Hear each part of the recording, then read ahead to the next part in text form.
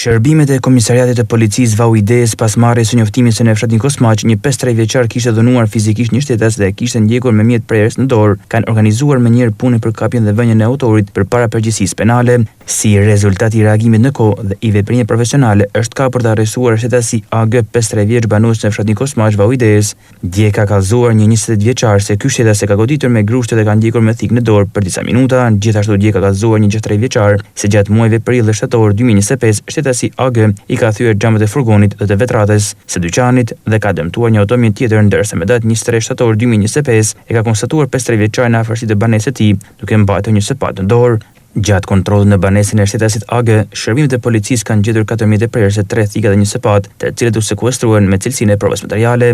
Materialet u referuan prokurisë për veprime më të ishme për rreth penale, kanonsia, plagosja, lehtë me dashje dhe prodhimi, mbajtja, blerja apo shitja pa leje e armëve të ftohta.